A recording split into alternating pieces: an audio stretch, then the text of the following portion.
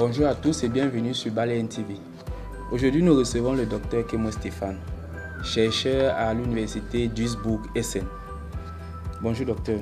Bonjour Olivier. Je me souviens qu'en 2018, tu nous avais accordé une interview vraiment au lancement de cette chaîne. Je tiens à te remercier encore une fois de plus. Est-ce qu'on peut se dire sans risque de se tromper que tu es un chercheur 2.0 vu ta présence sur les réseaux sociaux? Est-ce aussi une façon de vouloir sensibiliser le commun des mortels? Donc 2.0, pour que les téléspectateurs nous comprennent, ça veut dire un chercheur engagé ou bien un chercheur engagé, un chercheur technologique. Ok. Ouais. Bon, voilà, en fait, je ne veux pas me définir comme un chercheur technologique. Ce que je sais, c'est que je suis un chercheur qui fait la science fondamentale, la science au niveau du laboratoire. C'est vrai qu'après, ça devient la technologie. La science d'aujourd'hui, c'est la technologie de demain. Je suis aussi un passeur de sciences au grand public parce que je viens d'un continent, on vient du même pays du Cameroun, un continent qui est encore en retard sur le plan scientifique et technologique. Et je pense que tous les scientifiques venant de ce continent doivent s'engager pour qu'on ait plus de chercheurs, plus d'investissement dans la science, tu vois. Et enfin, je suis aussi un sciencepreneur. Sciencepreneur, c'est une nouvelle génération de scientifiques qui ne font pas seulement la recherche, mais qui font aussi de l'entrepreneuriat basé sur leurs recherches scientifiques. Moi, par exemple, j'essaie de vendre nos résultats scientifiques à travers le cinéma pour toucher le plus grand nombre. Il y a quelqu'un comme Estelle Inac au Canada qui a ouvert une start-up sur l'intelligence artificielle, comment ça peut être utile en économie, en banque et bien d'autres domaines. Okay. Voilà. Bon, parce qu'à un moment, j'ai pensé que peut-être le fait d'être présent sur les réseaux sociaux te permettait de sensibiliser un peu plus une masse de personnes non intéressées aux sciences. Voilà. C'est ça qu'on appelle l'engagement. Passeur de sciences. C'est quoi un passeur de sciences? C'est un gars qui prend les résultats scientifiques qui sont compilés dans nos journaux scientifiques qui sont compliqués à lire pour le grand public. Donc c'est ces personnes-là qui travaillent à l'interface entre les scientifiques et la société. Okay. Parce que nos décideurs ne sont pas toujours des scientifiques, c'est des gens qui ont fait droit, qui ont fait économie, d'autres sont même militaires. Tu vois, il faut donc ramener la science à un niveau qu'ils peuvent comprendre facilement, c'est-à-dire leur vendre l'utilité de la science dans un futur proche ou bien éloigné. Je pense, moi, venant du Cameroun, d'Afrique, et tous ceux qui viennent d'Afrique, c'est même le moyen le plus important, tu vois, dans la chaîne, tu vois un peu, de la valorisation de la science auprès des décideurs. Parce qu'à la fin, c'est le décideur qui dit s'il faut mettre de l'argent dans la science ou pas. Tu vois. Et il le faut, pourquoi? Parce qu'on est un continent qui est, en fait, qui fonctionne dans la réalité et qu'il y a le besoin urgent. Le besoin urgent est quotidien, les gens ont faim, les gens n'ont pas l'argent pour se faire soigner, et l'argent pour se faire soigner, ainsi de suite. Tu peux pas venir avec de la science et dire à un décideur comment ça sera utile dans 30 ans pendant qu'on l'appelle pour dire qu'il y a tout un quartier qui est dans l'obscurité, où il y a eu un accident, il faut amener les gens à l'hôpital et tout. Donc, c'est-à-dire, on doit s'engager pour se faire comprendre. On doit trouver un équilibre entre l'urgente nécessité d'assouvir les besoins urgents et le fait de penser à demain. Ok, et comme tu le disais tantôt, que les gens ont faim, et est-ce que cette famine-là peut pousser à ce que les gens s'intéressent moins aux sciences? Je te suis beaucoup sur les réseaux sociaux. Est-ce ce fait qui te fait simplifier tes écrits, tes explications? Disons en quelque sorte, tu as démystifié l'explication de la science. Oui, je pense que c'est important parce que c'est toute une école. Tu sais, la communication scientifique est enseignée en Europe, tu vois. J'ai compris ça quand je suis arrivé en Europe. J'ai vu des gens qui sont physiciens ou chimistes de formation, qui ont un doctorat, qui sont brillants, mais après pas de faire le journalisme. Je m'étais toujours posé la question de savoir, mais comment celui-ci a un PhD en sciences et n'est pas devenu journaliste? C'est là où j'entre dans le monde de la communication. Je me rends compte que la majorité des passeurs de sciences, des communicateurs de sciences, des conseillers scientifiques, des présidents, des ministres sont des scientifiques à la base, mais qui aujourd'hui ont des chaînes télé, ont des journaux, tu vois. Et c'est là que je comprends le relais essentiel qu'il faut avoir entre la production scientifique dans les laboratoires. Parce que les scientifiques, c'est des gens carrés. Tu vois, lui, il fait sa recherche dans le labo, il a besoin de temps pour ça, de s'investir. Maintenant, il y a il faut quelqu'un qui prend ces résultats-là, c'est-à-dire transforme les équations en écrit simple ou bien en conversation simple avec un président. Je ne suis pas moi un ministre ou un président. Il a beaucoup de choses à faire. Il a beaucoup d'urgence à régler, tu vois.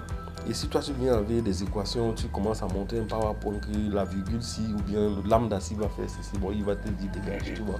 Il faut des gars qui peuvent faire des rapports simples à un président ou bien un ministre et lui dire que bon, Monsieur le Président, il y a des chercheurs de l'université de Tchang qui, aujourd'hui, ont découvert une nouvelle propriété que si on l'applique par exemple sur le fer, qui est actuellement, tu connais l'actualité, on a 50 ans, on raconte, je ne sais pas si c'est vrai, donc, que ce fer qu'on est en train d'exploiter là, tu sais, il y a par exemple des chercheurs à Maroua ou à Tchang qui ont découvert de nouvelles propriétés, tu vois, qui dans 20 ans, parce que tu sais, il y a plusieurs étapes dans la science, il y a la production scientifique au niveau du labo, tu vois un peu, il y a la recherche-développement au niveau industriel, tu vois un peu, maintenant il y a l'industrialisation de cette connaissance scientifique qu'on a produite dans le labo. Et maintenant, c'est ça qui arrive sous forme de technologie. Tu vois, quand on a découvert, si je prends l'exemple sur l'objectif, tu vois un peu la caméra qui est en train de filmer, tu sais comment ça s'est passé, tu vois. Ou prenons un exemple simple, lorsque tu passes à l'aéroport, quand on te passe au rayon X, c'est un monsieur qui un jour était fier de sa bague, je ne sais pas si c'était lui ou sa femme, tu vois un peu, il a filmé ça après les rayons X, tu vois. Simple curiosité gratuite comme ça. Aujourd'hui, c'est devenu le dispositif. Je parle de Red dans l'allemand, le premier prix Nobel dans l'histoire de la physique. Aujourd'hui, tu peux plus appliquer non seulement à l'hôpital pour scanner les gens qui ont des tumeurs, mais à l'hôpital aussi pour fouiller les gens. J'ai dit, mais à l'hôpital, à l'aéroport pour fouiller les valises bizarres et tout. Donc, on part toujours d'un résultat fondamental, tu vois, qu'on valorise au niveau de ceux qui décident, de ceux qui investissent. Parce que même si tu as trouvé un résultat au niveau du labo, au labo, ça va, tu vois. Maintenant, il faut des gens qui viennent mettre de l'argent dans le résultat du labo là, pour qu'on industrialise ça. On est d'accord. Bon, maintenant, les gens qui mettent de l'argent au niveau de l'industrialisation, il faut qu'ils récupèrent bien leur argent. Tu vois un peu. Donc, c'est tout un procédé qu'il faut apprendre aux Africains à comprendre. Tu vois, ça prend du temps. Il faut des gens qui s'investissent comme moi pour dire que bon, voilà, cette recherche ici, on en parle aujourd'hui, mais dans 10 ans, ça sera comme ça. Quand les Chinois viennent au Cameroun, si c'est vrai, on dit qu'ils ont signé un contrat de 50 ans pour un fait quelconque. Il y a plusieurs gisements de faits, mais ils s'intéressent à un fait quelconque parce qu'ils savent que, bon, on a déjà la connaissance des scientifiques chinois déjà produit en laboratoire et ils savent que ce fait précis va servir à telle chose demain. Par exemple, la technologie de demain, les voitures de demain, c'est quoi? C'est des voitures qui vont fonctionner avec de l'eau et qui vont utiliser la photosynthèse artificielle pour casser les molécules d'eau et produire le carburant hydrogène. Tu vois un peu.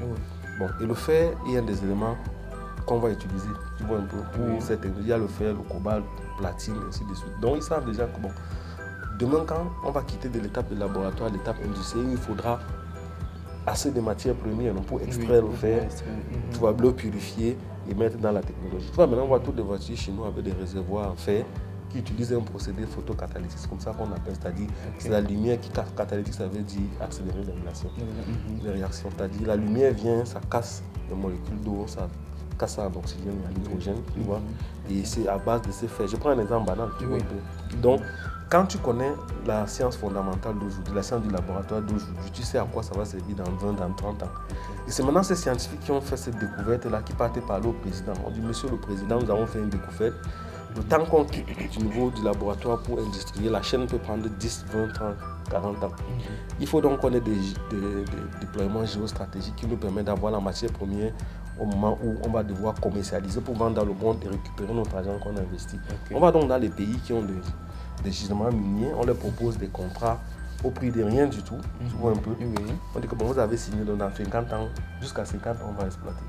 Pendant les 50 ans, là, dans 5 ans, on commence à faire combien d'abord on prend un peu de fer, tu vois un peu, on envoie ça dans les bateaux, dans les avions, ça vient.